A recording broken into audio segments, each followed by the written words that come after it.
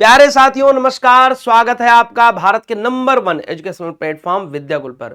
मैं आपका शिक्षक विशाल विक्रम सिंह इकोनॉमिक्स का सबसे इंपॉर्टेंट टॉपिक लेकर के आपके सामने उपस्थित हूं, जो बहुत बार आपके बोर्ड एग्जाम में पूछा जाता है। आज यहां से 5 अंक आपको कंप्लीट करके जाने हैं, जो आपको मिलने ही मिलने हैं। अब देखिए इसमें से क्या क्या चीजें रहने वाली हैं और कौन सा टॉपिक है। टॉपिक है बेटा व्यष्टि अर्थशास्त्र में उपभोक्ता व्यवहार का सिद्धांत, अध्याय 2, और उसमें भी गोसेन का नियम।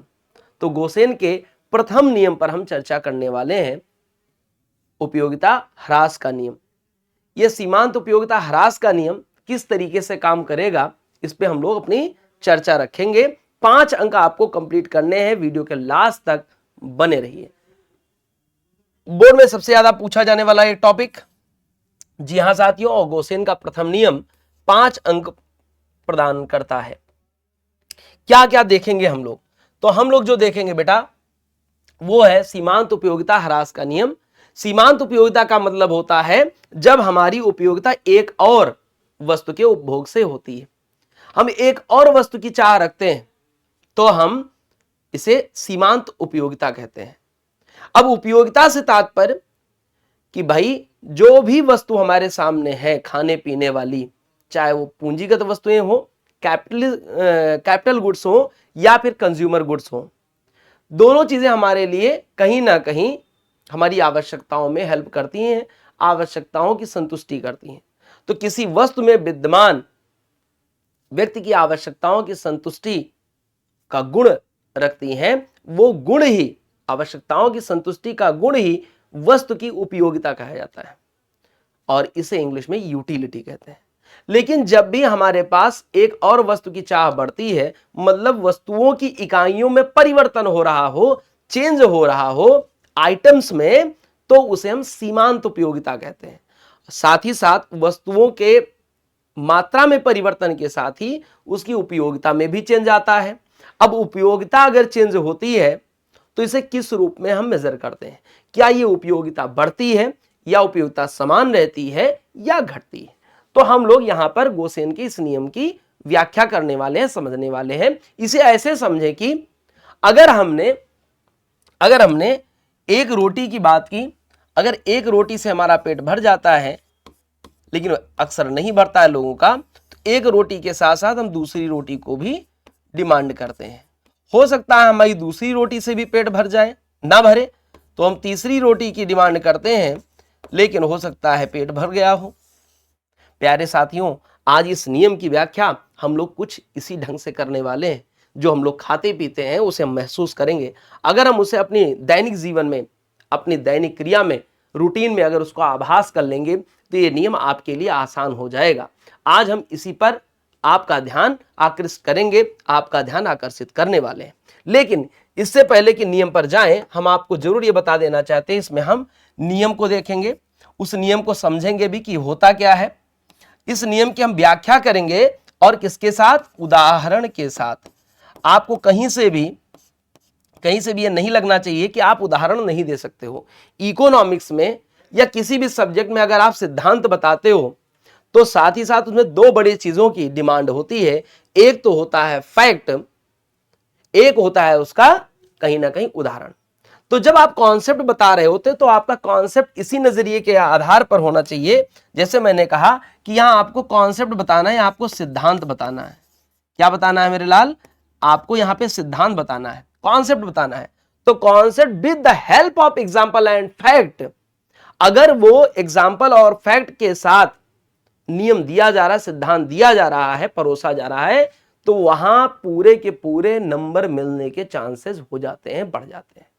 इसमें से ये 3 जो कड़ियां हैं आपके सामने, ये 3 कड़ियों में से अगर कोई एक कड़ी भी, एक चरण भी, एक स्टेप भी अगर आपका वीक है या छूटा हुआ है, आप कवर नहीं कर पाए, तो आपका नंबर घटने के चांस बढ़ जाते। इसीलिए बच्चे कहते हैं कि सर हमारा तो बन ही नहीं पाया, हमने लिखा था लेकिन आपने उन 3 बड़ी अवधारणाओं पर विचार नहीं किया था मेरे साथी, कि आपने सिद्धांत तो लिखा, आपने नियम तो लिखा, लेकिन उसका उदाहरण नहीं लिखा, और उदाहरण के साथ साथ आपने तथ्य नहीं दिए, मतलब जिसको कहते हैं आंकड़े। तो इकोनॉमिक्स में इन सभी बिंदुओं की, इन सभी पॉइंट्स की अपनी बड़ी भूमिका हो जाती है, जिनको मैंने अभी आपको इंडिकेट किया, रेखांकित किया। आप इसे बिल्कुल गांठ बांध लेना, सिद्धांत हो, तथ्य और उदाहरण के साथ हो। तो आज मैं तथ्य उदाहरण के साथ सिद्धांत बताने वाला हूं, साथ ही साथ मैं आपको इसके कारणों पर भी प्रकाश डालूंगा कि किस कारण से उपयोगिता में ह्रास आता है, या सीमांत उपयोगिता में ह्रास का नियम क्यों लागू होता है। जर्मन विद्वान गोसेन, इन्होंने अपने पहले नियम की व्याख्या कुछ इन्हीं उदाहरणों के अपने दैनिक जीवन की आवश्यकताओं को देखते हुए किया था। आइए देखते हैं इनका नियम क्या कहता है। तो मैंने जैसा कि आपको बताया कि उपयोगिता से मैटर शुरू होता है कि उपयोगिता क्या होती है। जिन्होंने मेरी क्लास ना देखी हो, बिहार बोर्ड आर्ट्स विद्याकुल पर आप उपयोगिता वाला टॉपिक भी जाकर के सर्च कर सकते हैं विशाल सर के नाम से। उपयोगिता का मतलब होता है किसी वस्तु में विद्यमान संतुष्टि का गुण। कैसा गुण? संतुष्टि का गुण। अगर वो संतुष्टि का गुण है उसमें, तो उसकी उपयोगिता कही जाती है। जैसे पेन में जब तक स्याही है, जब तक इंक है, तो उसकी यूटिलिटी बनी हुई है, उसकी उपयोगिता बनी हुई है। अगर रोटी जब तक खराब नहीं हो जाती, जब तक ब्रेड पैकेट में रखा हुआ ब्रेड खराब नहीं हो जाता, तब तक अगर उसे व्यक्ति खाएगा तो उसे संतुष्टि का भाव मिलेगा, उसकी भूख मिटेगी। क्लियर है? I am right?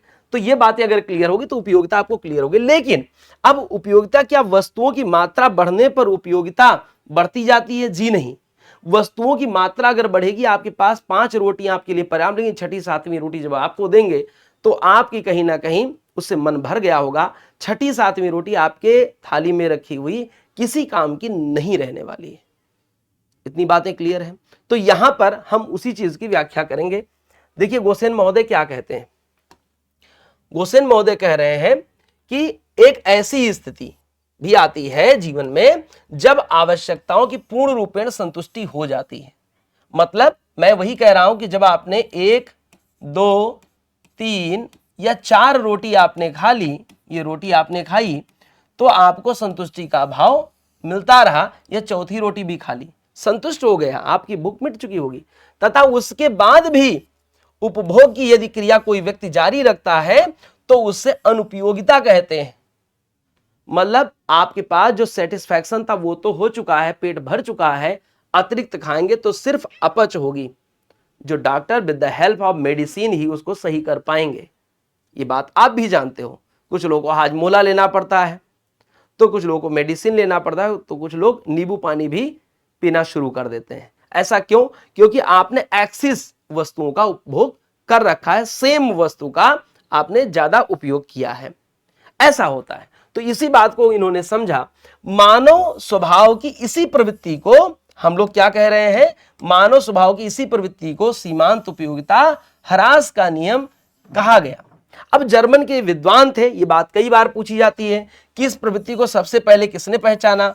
तो जर्मनी के विद्वान थे, अर्थशास्त्री थे, गोसेन ने इसे पहचाना और उन्होंने अपने नियम की व्याख्या कर डाली। उनका नियम कहलाया गोसेन का प्रथम नियम, फर्स्ट लॉ ऑफ गोसेन। तो यह बात आपके दिमाग में जानी चाहिए। आपसे पूछा जाता है फर्स्ट लॉ ऑफ गोसेन क्या है, तो सीमांत उपयोगिता ह्रास का नियम है। सीमांत का मतलब मैंने पहले ही बताया, एक वस्तु की मात्रा में वृद्धि, किसी वस्तु की मात्रा में हुई वृद्धि। आपने इससे पहले की आय में वृद्धि को भी पढ़ा था, तो आपने सीमांत उपभोग प्रवृत्ति, सीमांत आय प्रवृत्ति, सीमांत बचत प्रवृत्ति भी आपने देखा था। डेल्टा वाई हमने आपको समझा रखा है। क्लियर? तो यहां तक की बातें अगर क्लियर है, तो अगर हम संतुष्टि का भाव प्राप्त हो चुका है हमें, उसके बाद भी उसी वस्तु की अगर उपयोगिता जारी है, हम यूज कर रहे हैं निरंतर, तो वो अनुपयोगिता ही उतनी इकाइयों की हमें ह्रास को दर्शाती है। और मानव स्वभाव की इसी प्रवृत्ति को हम उपयोगिता ह्रास का नियम कहते हैं। ये बात जर्मन विद्वान गोसेन ने दी। अब इसे हम थोड़ा सा हम इस पर व्याख्या करने का, ये तो नियम था, हम इसकी व्याख्या पर प्रकाश डालेंगे। इस नियम की यदि हम व्याख्या करें, सीमांत उपयोगिता ह्रास नियम की, तो इसमें हम उदाहरण को जरूर शामिल करना चाहते हैं। उदाहरण से हम इसे समझ सकते हैं। उदाहरण में हम क्या मान लेते हैं? मान लेते हैं कि आपको भी ऐसे ही लिखना है कि व्यक्ति अपनी भूख मिटाने के लिए रोटी का उपयोग करता है। किसका उपयोग करता है बेटा? रोटी का उपयोग करता है। अब रोटी का ही उदाहरण आप अपने दिमाग में रख लेना। रोटी के अलावा आप चावल भी उपयोग कर सकते हो, चाय भी उपयोग कर सकते हो, जो आपको अच्छी लगे। उससे प्राप्त होने वाली सीमांत उपयोगिता कैसे घटती जाती है, हम आगे लिखी तालिका में देखेंगे। टेबल हम आपके सामने पेश कर रहे हैं, इस टेबल से इस नियम की व्याख्या और उदाहरण के साथ हो पाएगी। ये टेबल आपको ये दर्शा रही है प्यारे साथियों, यहां पे लिखा है रोटी की इकाइयां, मतलब उसकी जो मात्रा है, क्वांटिटी है, क्वांटिटी ऑफ ब्रेड, रोटी, और ये मार्जिनल यूटिलिटी है, सीमांत उपयोगिता है। क्या है प्यारे साथियों, ये सीमांत उपयोगिता। आप बहुत ध्यान से देखिएगा, ये जब पहली रोटी कोई व्यक्ति उपयोग करता है तो उसकी मार्जिनल यूटिलिटी 5 के बराबर, 5 के अनुपात में उसका भूख मिटती है। ऐसा मान लीजिए उसको 100 के बराबर भूख थी, अब 50% उसकी भूख मिट चुकी है। ऐसा मानिए पहली रोटी खाने पे ऐसा लगता कि मैं बहुत तृप्त हो गया, अब उतनी अंदर की तरफ जो जठराग्नि थी वो शांत हो रही प्रतीत होती है।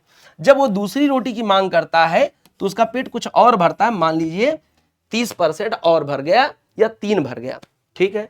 अगर हम आगे बात करें, तीसरी रोटी अभी उसकी भूख मिटी नहीं है तो उसका और पेट भरने की कंडीशन दिखाई देती है, 2 और भर गई। लेकिन चौथी रोटी जब वो प्राप्त करता है तो अभी हो सकता है उसकी 0 हो गए या फिर 1 हो गई। लेकिन जब 5वीं रोटी वो प्राप्त करता है या खाता है तो उसको पूरा का पूरा पेट भर चुका होता है, उसे आत्मसंतोष, आत्मसंतुष्टि मिल चुकी होती है, उसकी जठराग्नि धीमी पड़ चुकी होगी, शांत हो गई होगी, भूख मिट चुकी होगी। अब यहां तक तो भूख मिटने की प्रोसेस चल रही थी, भूख समाप्ति की कंडीशन चल रही थी, ठीक। भूख समाप्त हो चुकी है, क्या हो गई भैया, भूख समाप्त हो चुकी है, ठीक यहां पर। लेकिन ये क्या है, यही पॉइंट आपको ध्यान देना है कि -1 -2 क्या है, तो -1 और -2 बेटा 6 और 7, मतलब 6 नंबर की रोटी और 7 नंबर की रोटी की अगर मांग कर रहा है व्यक्ति, इसका मतलब है अब ये अनुपयोगिता होने वाली है। मन नहीं कर रहा है, मन नहीं कर रहा है कि हम खाएं, लेकिन एक मन ये कह रहा है, क्योंकि सामने की तरफ रोटी के साथ पनीर भी रखी हुई है, हो सकता है कि काजू कोरमा रखा हो, आपके लिए कुछ डिलीशियस आइटम और भी रखे हो जो रोटी की चाह कर रहे हो, चाह बढ़ा रहे हो। लेकिन यहां पर वास्तविकता तो यह है कि 5वीं रोटी में ही आपका पेट भर गया था। गोसेन ने इसी बात की व्याख्या की, उन्होंने कह दिया सीधे सीधे कि व्यक्ति जब अपनी आवश्यकताओं के संतुष्टि के बाद भी यदि अतिरिक्त वस्तुओं की इकाइयों का उपभोग करता है, फिर भी वह उससे उपयुक्त उपयोगिता प्राप्त नहीं कर पाता है, इसी अनुपयोगिता की भावना को ही हम ह्रास का नियम कहते हैं, सीमांत उपयोगिता ह्रास का नियम कहते हैं। मतलब अब वस्तुओं से हमको कोई संतुष्टि नहीं मिल रही होती है, जबकि वस्तुएं हम नष्ट कर रहे होते हैं। अब इसकी व्याख्या आप कैसे करोगे, आइए इसको भी समझ लेते हैं। उपयुक्त तालिका से स्पष्ट हो रहा है कि जब उपभोक्ता भूखा है तब भूख की तीव्रता के कारण ही वह पहली रोटी खा लेता है और उसको 5 के बराबर उपयोगिता प्राप्त होती है। पहली रोटी खाने से उसकी भूख कुछ कम हो रही होती है, इसीलिए वह दूसरी रोटी भी खाना चाहता है, और जो पहली रोटी की तुलना में कम उपयोगिता देता हुआ प्रतीत होता है, मतलब 3 के बराबर उपयोगिता मिल रही है। इसी नियम को आगे भी व्याख्या करोगे आप। ठीक उसी प्रकार जब तीसरी रोटी और चौथी रोटी भी वो खाता है तो निरंतर उपयोगिता घटती है और उपभोक्ता की 5वीं रोटी का उपभोग भी जारी रखता है।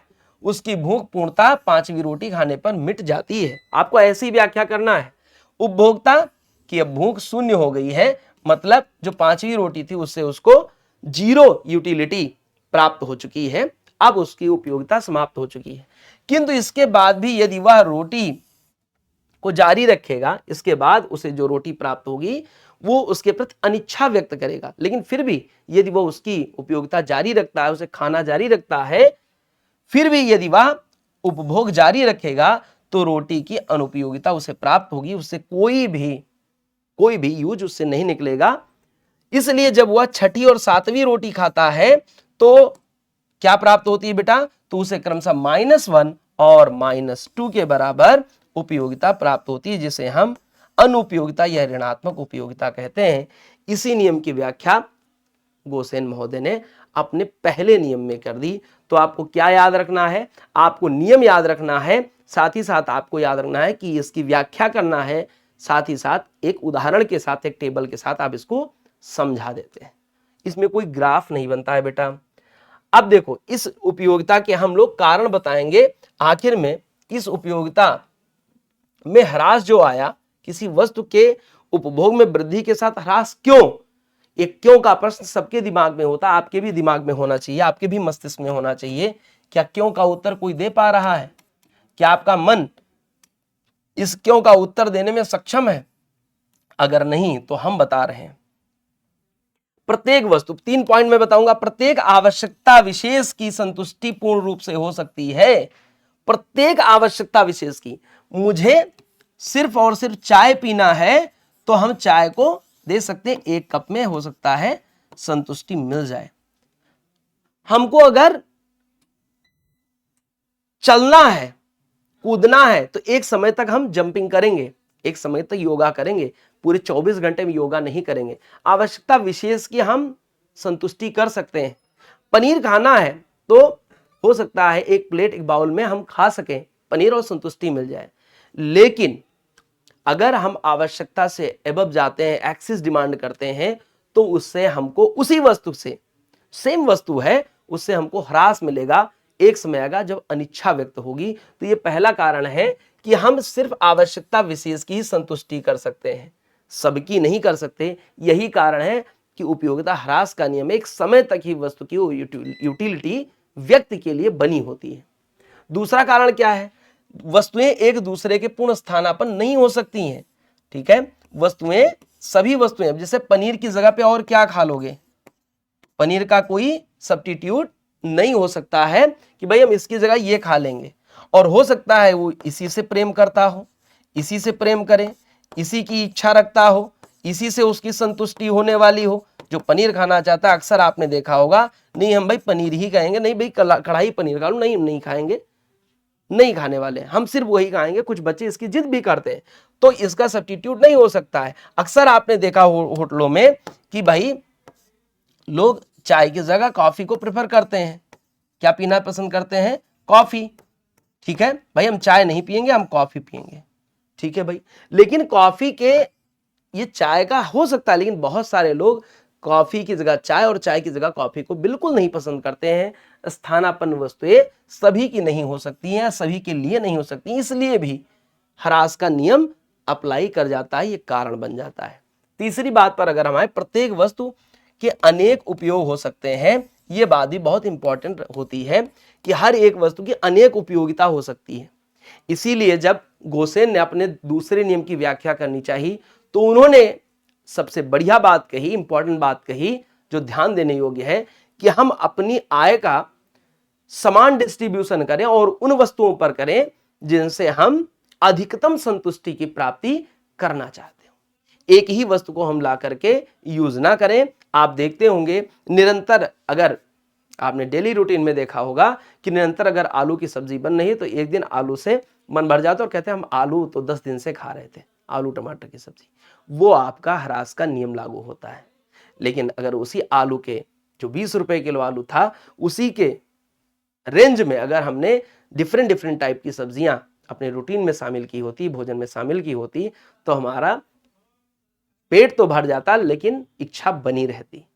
आई होप आपको सीमांत उपयोगिता ह्रास के नियम की व्याख्या, नियम, उसके उदाहरण और साथ ही साथ कारण समझ में आए होंगे। यहां से बेटा आपके 5 नंबर पक्के हो जाते पूरे के पूरे टॉपिक से।